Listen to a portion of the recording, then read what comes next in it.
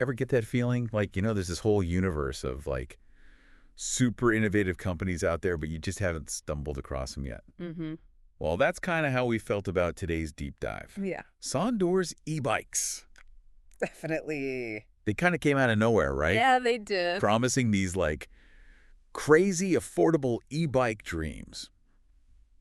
But it's been, well, let's just say it's been a bit of a wild ride ever since. A roller coaster, for sure. Totally. So we've been digging through a mountain of articles, some looking back at their like whole journey, others, diving into customer complaints, and even some like kind of juicy reports on what might be happening behind the scenes. Oh, interesting. Yeah, so our mission today, figure out if Sondors actually, walk the walk after talking the talk. Did they deliver on those early promises, or was it all a little too good to be true? Yeah, the age-old question. Well, what I find fascinating about Sondors is that they really seem to tap into a market like right at the cusp of exploding. So we're talking mid-2010s, e-bikes were gaining some traction, but they were still pretty niche, mostly because of the price tag. Yeah, definitely not exactly like an impulse buy. Exactly. And that's where Sondors came in with this like bold idea, high quality e-bikes, but at a price point that was unheard of at the time. Oh, I see where you're going with this. So they were essentially making e-bikes accessible to like the everyday person, not just those with deep pockets. Exactly. And to really get the word out there, they chose to launch on Indiegogo. Ah, smart move. Yeah. Crowdfunding was really taking off around then. Huge, right. And their campaign, it absolutely blew up. They ended up raising a mind-boggling $5.3 million. Okay, 5.3 million. Million with an M. That's insane. Like Well, seriously, that's not just, dipping your toes in the water. That's a tidal wave of funding. That kind of response, though, you got to imagine, comes with a whole other set of challenges, yeah. especially for a company that's just starting out. Oh, absolutely. I mean, on the one hand, you've got this incredible validation, right? Like the market clearly wants what you're selling. Yeah. But on the other hand, you're suddenly faced with the monumental task of actually delivering on those promises on a scale that you probably hadn't even anticipated. And at a certain point, you have to think, was that initial success like a blessing and a curse? Like, did it maybe set them up for a fall later on? That's the million-dollar question, isn't it? And it's something that, looking back, might provide some valuable insights. But before we dive into all that, I'm curious about the bikes themselves. What were some of the models that really captured people's attention early on? Yeah, what were they actually offering? Well, they had a pretty diverse lineup, which I think was smart because it allowed them to appeal to a wider range of riders. So, for example, they had the Sondors Fold. As you might guess, it was designed for urban commuters, people who needed something compact and easy to fold up for storage or taking on public transportation. Oh, that's super practical, especially in cities where, like, space is at a premium. Absolutely. Then for the more adventurous types, they had the Sondors X. This was their rugged off-road model. Think fat tires, powerful motor, ready to tackle some serious terrain. Okay, so they had the city covered and the great outdoors. What else? And then for those who are all about speed and simplicity, there was the Sondors Thin, known for its sleek design and focus on performance. Wow, they really did try to cover all bases. Eh, It sounds like, at least from the outside, they were off to a pretty phenomenal start. They were on a roll, for sure, but, and I think, there's a but coming here, the articles also paint another picture, a story that starts to emerge from the customer experience. And unfortunately for many, it wasn't quite the dream ride they were promised.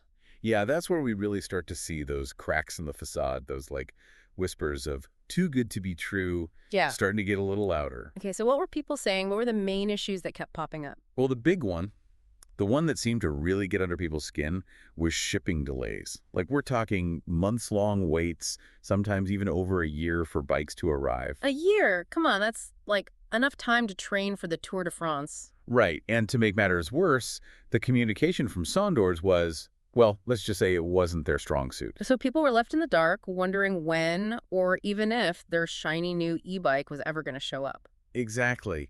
And it makes you wonder if their reliance on crowdfunding played a role in all this. How so? Well, think about it. If you're constantly having to launch new campaigns to fund the next big thing, it's easy to see how fulfilling existing orders might take a backseat. Yeah, it's like that classic juggling act for businesses, right?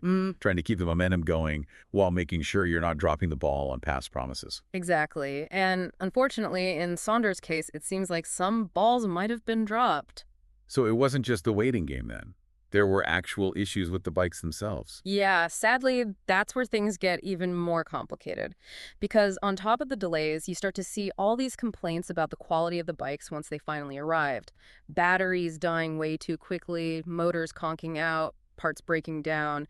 Basically, not the kind of durability people were hoping for. Oof, that's got to be a punch in the gut, especially after waiting so long and shelling out your hard-earned cash. Right. And the thing is, these weren't just isolated incidents. It started to feel like maybe, just maybe, there were some bigger systemic issues going on within the company. Okay, so red flags starting to wave. What were some of those systemic issues that were bubbling to the surface? Well, one of the biggest ones was customer service, or should I say the lack thereof. People were reporting that trying to get in touch with Sondors was like, well, trying to contact the mothership, emails going unanswered, calls going straight to voicemail. It was like the company had gone radio silent. Oh man, that's the worst. It's like sending a text and seeing that dreaded read receipt, but never getting a reply. Exactly. And of course, social media just amplifies everything. Well, for sure. One viral tweet and suddenly everyone's talking. Exactly. And there was this one Twitter thread in particular that really caught fire. A customer documented their 6-month odyssey trying to get a refund for a faulty bike. Oof, 6 months. 6 months. It was like the ultimate Sondors customer service horror story. So, not exactly the kind of publicity any company wants. Not even a little bit. And this is where I think things start to get really interesting from a business analysis perspective. Okay, I'm intrigued. Break it down for us. It's like, that old saying, too much of a good thing. Can be a bad thing. Exactly. And I think that perfectly sums up what happened with Sondors. They were so focused on growth, on constantly chasing that next wave of crowdfunding, that they kind of forgot about the importance of building a solid foundation. So it's almost like they were on this treadmill, Yeah. right? Just churning out new product launches, but never really taking the time to pause, catch their breath, and say, okay, how do we actually make this thing sustainable? Precisely. And then you add in the fact that they were dealing with all these other internal challenges. Oh, right, right. We were just about to get to that.